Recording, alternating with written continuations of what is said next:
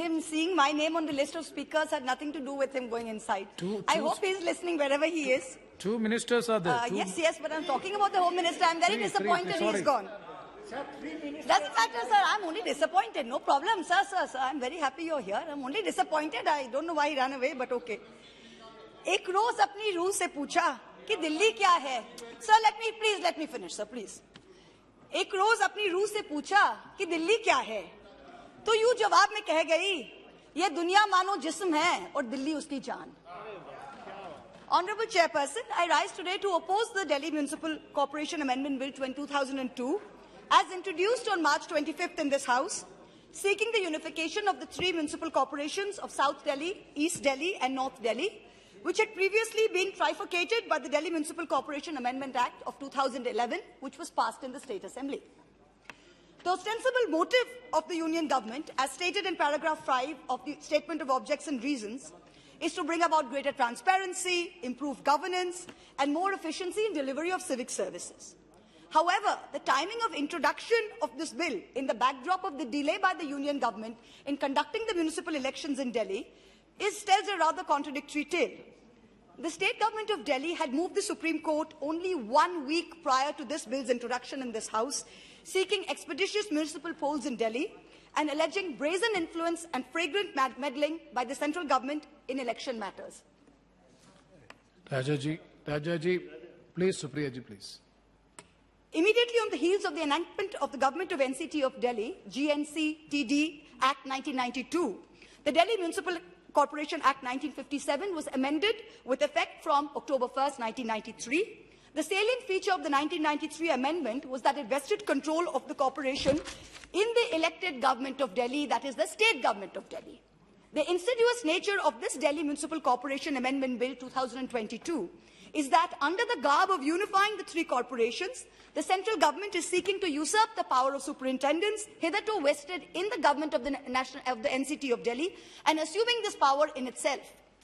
The central government has arrogated unto itself the task of taking decisions on behalf of the citizens of Delhi in blatant disregard of both the scheme of the constitution and its statutory framework. But remember this is Delhi, the heart and soul of India.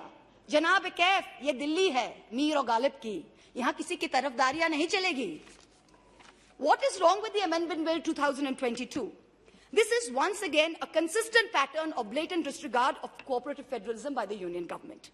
The seemingly innocuous substitution of the word government, which currently means the government of NCT of Delhi, with the word central government, strikes a blow to federalism and accountability. Under Section 221A of the Delhi Municipal Act 1957, the government means the government of the NCT.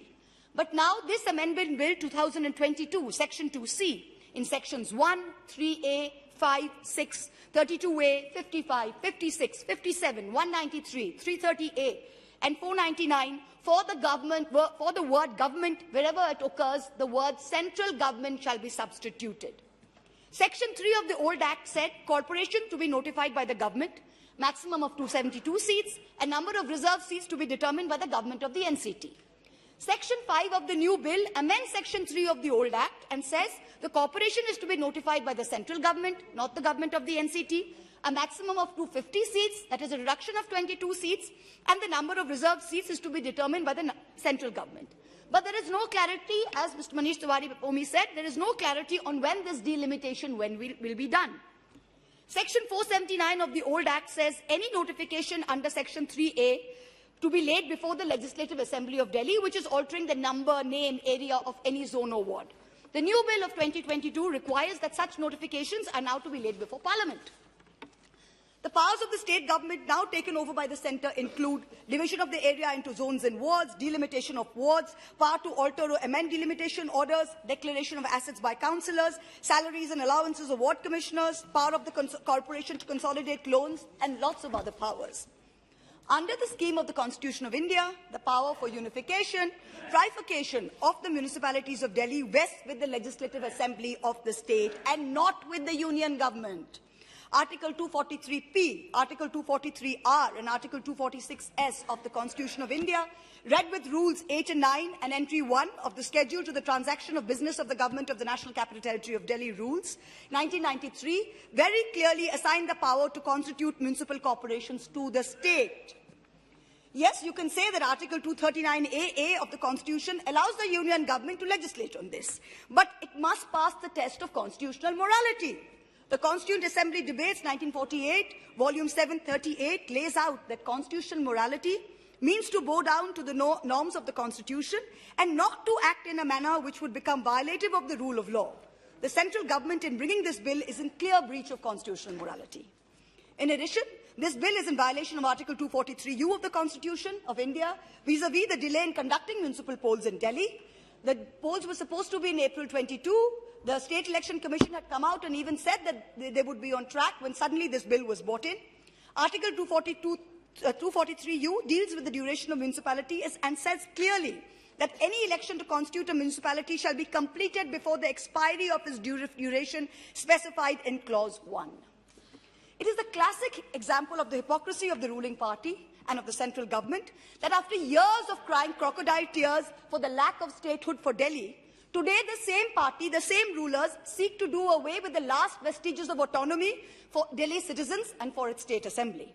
Let us examine the timeline. 1996, BJP's election manifesto, full statehood for Delhi. 1998, under Madan Lal Khurana, the former Delhi CM, the BJP raised the pitch for full statehood for Delhi. 1998, BJP's election manifesto, one of the proposed constitutional reforms was full statehood to Delhi, along with the abrogation of Article 370 and separate states for Chhattisgarh and Uttaranchal. 1999, BJP's election manifesto for the Lok Sabha elections, full statehood to Delhi.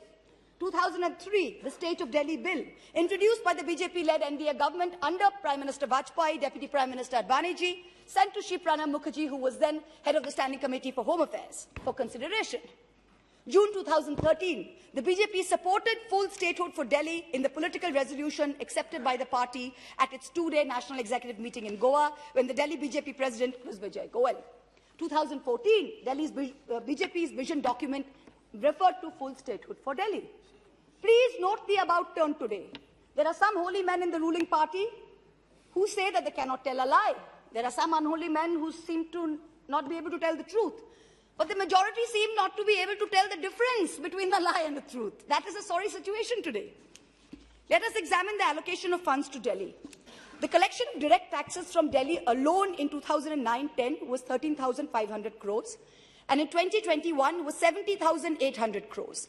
Despite a five-fold increase in the collection of direct taxes alone in Delhi over this period, disbursement from the Union Government to the GNCT of Delhi remains pegged from the year 2002 at only 325 crores.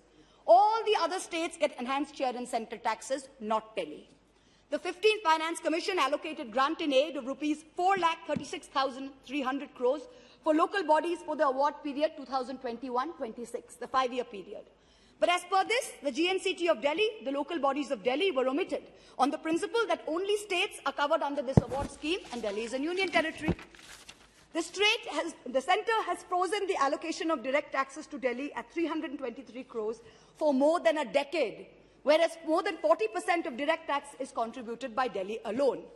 When it comes to funds, all other municipal corporations receive grants in terms of the Central Finance Commission recommendations, but Delhi is denied on the faulty excuse of it being a union territory. This bill replaces the government of NCT of Delhi with the central government. It does away with the position of the director of local bodies to assist the government, and instead allows the central government to appoint a special officer to exercise powers and discharge functions of the corporation until the day which the first meeting is held. This bill has no place in Parliament. The State Assembly of Delhi alone is the competent authority to legislate on this matter. After Part 9A was inserted into the Constitution of India with effect from June 1st, 1993, the power to constitute municipalities lies with the state governments in terms of Articles 243P and 243R of the Constitution of India. Secondly, as per Article 246, read with the 7th Schedule, Entry 5 of the state list, powers to constitute municipal corporations is with the state. Now I ask you this question.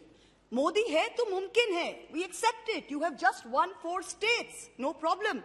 Go ahead, call the elections in Delhi, win the state, Come, take to the, call the municipal elections, win the municipal elections, and then bring this to the state assembly. Who's stopping you? Nobody's stopping you. Do it the right way. Don't do it by the back door. You don't have the competence to legislate on this. Only the state assembly can do this. So till then, I urge the minister, do not overstep your brief. Please take back this bill and send it to where it belongs, namely the state assembly. In conclusion, I quote one of Delhi's most famous citizens, Mirza Asadullah Beg Khan, to remind the central government, तुमसे पहले वो जो एक शख्स यहाँ तख्त नशीन था, उसको भी अपने खुदा होने पर इतना ही यकीन था. Everyone thinks they're God when they sit on the throne, but don't fall into this trap. Do the right thing. Send this bill back. Thank you so much.